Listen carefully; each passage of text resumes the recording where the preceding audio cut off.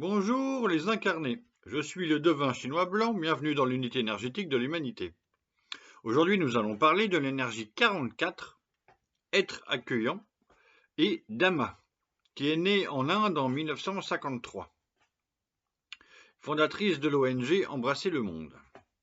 Cette énergie 44 se traduit de plusieurs façons.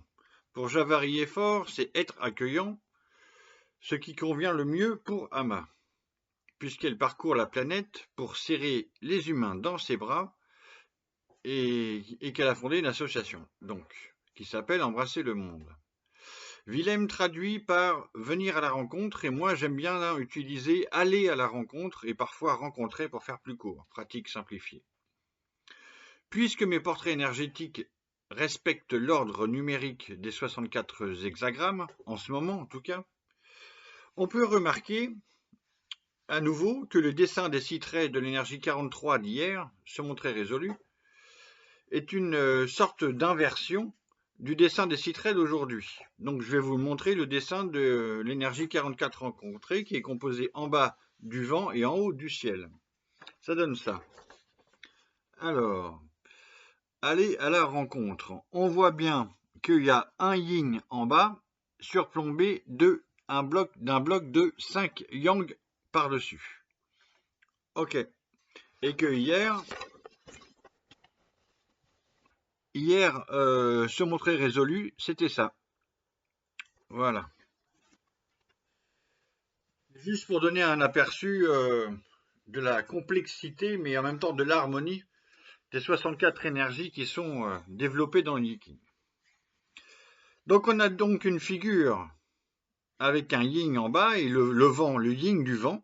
Je vais y revenir sur ce yin du vent qui est très important.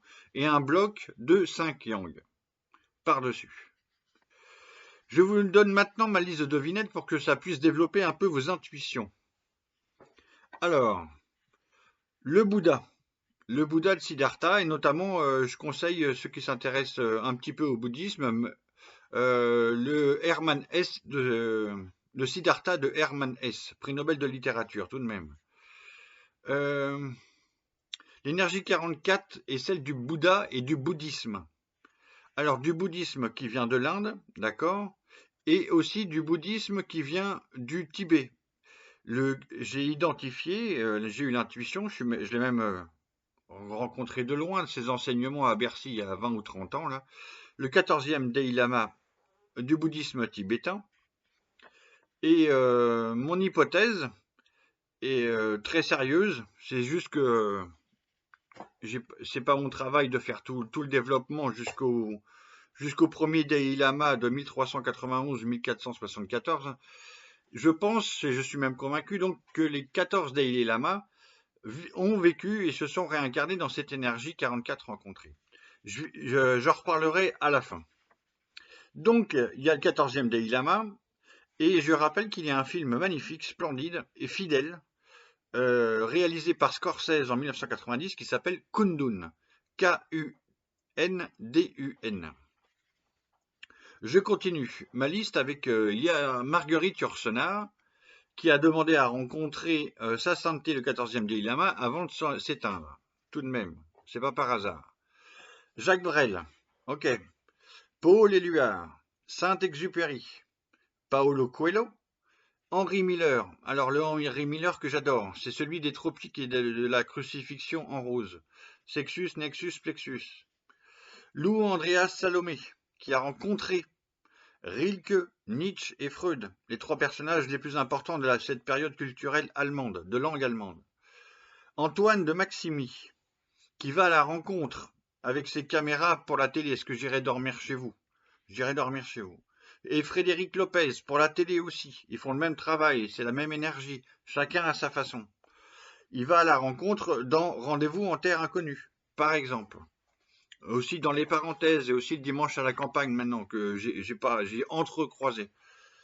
Et Antoine de Maximi et Fred Lopez, peut-être qu'ils s'entendent pas, mais ça on s'en fout, c'est leur problème.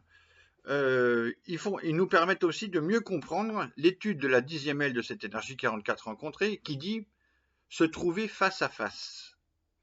Ok, moi ils vont face à face avec leur caméra, ils vont à la rencontre, etc. Et on voit bien les rencontres. Bon, moi j'ai confirmé ce face à face dans tous les livres de Marguerite Yourcenar, par exemple. Et puis on avance avec l'étude de l'idéogramme GOU, qui nomme donc cette rencontre et qui signifie aussi donc rencontre, rencontrer, trouver sur son chemin, donc ça rejoint tous les autres, fortuit et bon et vertueux, tout de même. On sent qu'il y a de la vertu. Alors, le sens de cette image 44 aller à la rencontre réside aussi dans le fait que l'on doit accepter, et cette notion d'acceptation est très importante dans cette énergie 44, on doit accepter d'être freiné et retenu par ce qui semble opposé, afin de s'ouvrir à de nouvelles dimensions.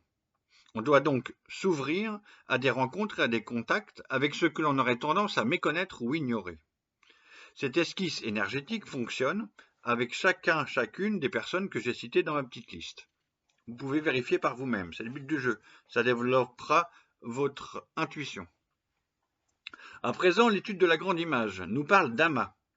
Sous le ciel, il y a le vent. Être accueillante. La souveraine, en déployant ses mandats, informe les 4 régions. Voilà, ça c'est dans le Yiking, et on voit que ce que fait Ama, elle parcourt la planète pour prendre chaque être humain dans ses bras, et elle va à la rencontre des vivants, des hommes et des femmes, des enfants, etc. Donc je fais une première conclusion. Ouais, ok, 6 minutes. Avec un 4-1 pour Ama. 44 Ama, force yin, être accueillante, vent, ciel, formant rencontre compatissante, souveraine ouvre les bras à autrui, sans moi, embrasse les êtres, réalise le soi. Ok.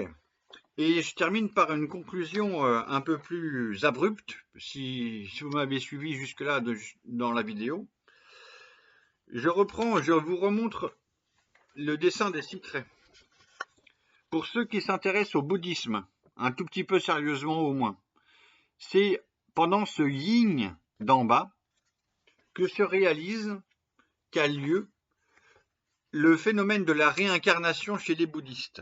Alors, je répète que on voit très bien ça dans le film Kundun, qui parle du 14e Dalai Lama, de son arrivée, de son incarnation. Et je pense que c'est le même phénomène qui s'est passé donc depuis 14 Dalai Lama, qui s'est passé depuis le Bouddha. C'est ce yin d'en bas qui permet ce temps de métamorphose, de vacuité, et c'est cet espace-temps fécond de la réincarnation, du bouddhisme. Voilà, je voulais terminer là-dessus. Très bien, à demain.